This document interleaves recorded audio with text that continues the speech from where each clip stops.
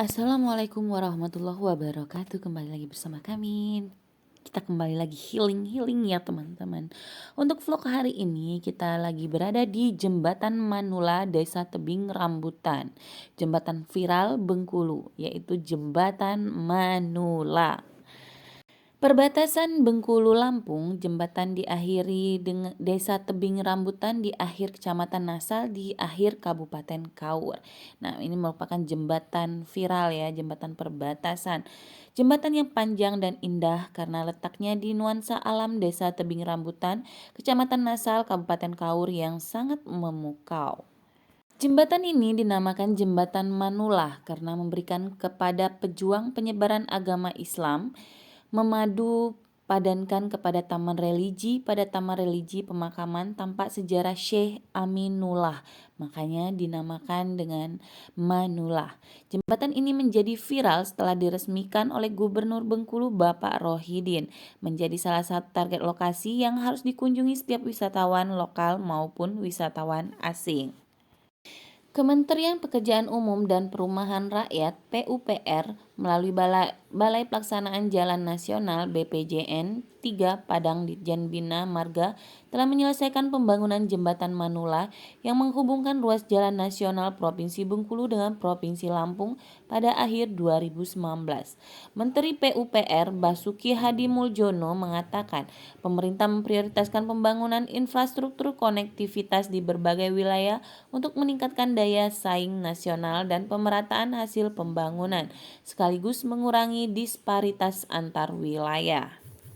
Daya tahan Indonesia sangat tergantung pada ketangguhan infrastruktur yang kita miliki di kota, di desa, di kawasan pedalaman, di kawasan perbatasan, serta pulau-pulau terluar dan terdepan, kata beliau.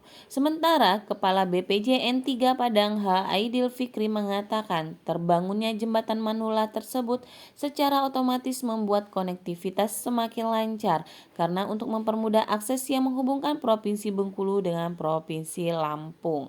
Alhamdulillah masyarakat sangat senang dengan selesainya jembatan ini. Bahkan sudah digunakan oleh pengendara yang melintas dan digunakan untuk bersuap foto karena diapit oleh dinding tebing serta rimbunnya hutan lindung yang sedap dipandang. Jembatan yang berada di Desa Tebing Rambutan, Kecamatan Nasal dan diberi nama Jembatan Manula ini dibutuhkan sekali untuk menggantikan jembatan lama yang posisinya berada di hilir.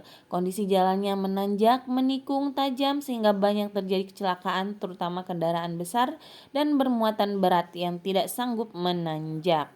Selain itu, jembatan ini menjadi poros atau urat nadi yang menghubungkan antara Sumatera Barat, Bengkulu, dan Lampung.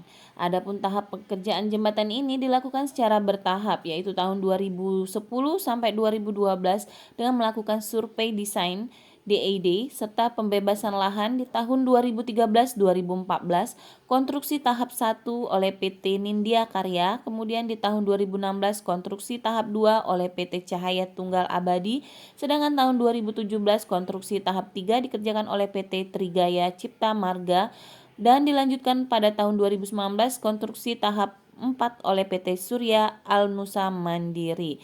Pembangunan jembatan dari awal dikerjakan hingga selesai dilaksanakan menghabiskan biaya keseluruhan lebih kurang 168 miliar. Khusus tahun 2019 anggaran pembangunan jembatan menelan biaya 20,4 miliar rupiah. Spesifikasi jembatan Manula yang dibangun yakni panjang jembatan 215 meter, lebar jembatan 10,5 meter, bentang jembatan sebanyak 6 bentang, serta konstruksi atas jembatan beton PC panjang 35 meter dan konstruksi pondasi memakai tiang pancang baja. Asal muasal dinamakan jembatan Manula seperti yang saya sebutkan di awal tadi itu merupakan penghargaan dan penghormatan kepada salah seorang tokoh yang dimakamkan di sekitar jembatan ini, yaitu Syekh Aminullah, sehingga dialihkan oleh warga setempat dengan menyebut Aminullah dengan sebutan jembatan Manula. Selain jembatan Manula, kita akan membahas tentang keramat Manula, termasuk sangat dikenal dengan daerah yang mempunyai tanjakan yang sangat ekstrim. Bahkan di tanjakan ini sering terjadi kecelakaan serta menjadi tanjakan mengerikan di seluruh Sumatera. Banyak pula yang menghubungkan hal tersebut dengan keberadaan makam Syekh Aminullah, terlebih lagi tepat di tepi tanjakan tersebut menjadi lokasi area makam Syekh Aminullah. Berikut tentang fakta-fakta keramat Manula. 1. Terdapat sebuah makam Syekh Aminullah.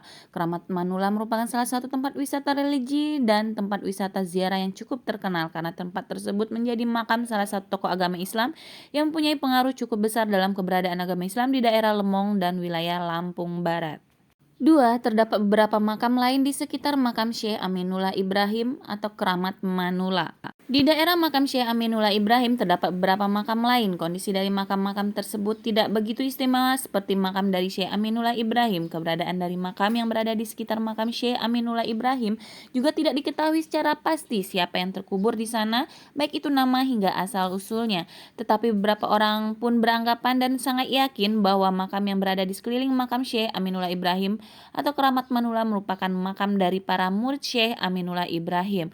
Untuk kondisi dari makam tersebut tergolong cukup buruk, makam pun tidak terawat dengan baik, begitu pula dengan batu nisan yang terlihat usang dan hampir rusak. Ketiga, faktanya yaitu daerah Keramat Manula dihuni oleh harimau. Di daerah Keramat Manula menjadi salah satu daerah yang cukup istimewa sebab di daerah tersebut menjadi salah satu habitat utama dari salah satu spesies hewan buas. Hewan buas tersebut yaitu harimau. Penduduk setempat menyebut harimau sebagai maung atau lemau. Bagi semua orang, keberadaan dari harimau menjadi ancaman yang sangat besar bagi kehidupan sebab harimau dapat memakan manusia begitu saja saat mereka lapar. Namun berbeda dengan harimau yang berada di daerah Lemong, Keramat Manula, khusus untuk daerah Lemong, harimau bukan termasuk di dalam hewan yang berbahaya dan menjadi ancaman setiap orang. Tetapi pada kenyataannya hewan menjadi salah satu predator yang sangat mematikan hidup berdampingan dan rukun dengan manusia, khususnya yang merupakan penduduk di daerah Lemong. Yang keempat, menjadi habitat kera liar. Selain menjadi habitat salah satu predator paling mematikan, daerah Keramat Manula juga menjadi habitat dari kera liar. Sayangnya, sifat dari kera liar sangat jauh berbeda dengan harimau. Bahkan seolah-olah sifat dari kedua hewan tersebut tertukar.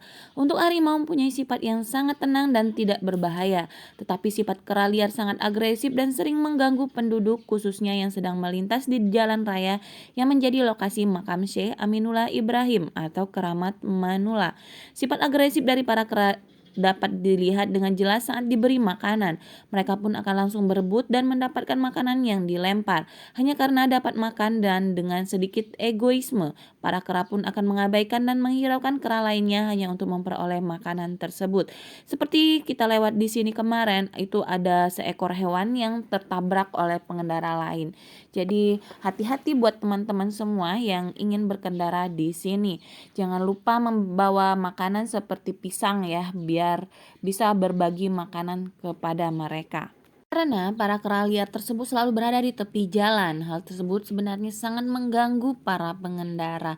Hanya saja kalau menurut saya nggak begitu mengganggu ya, karena saya merasa sedikit terhibur dengan keberadaan mereka karena eh, yang saya belum pernah lihat monyet atau jarang banget melihat monyet itu bukan monyet atau kera biasa, itu beruk kalau menurut kami yang biasa dipakai oleh masyarakat buat panjat kelapa. Jadi kan monyet, kera itu kan ada beberapa macam. Nah, ini jenis beruk gitu.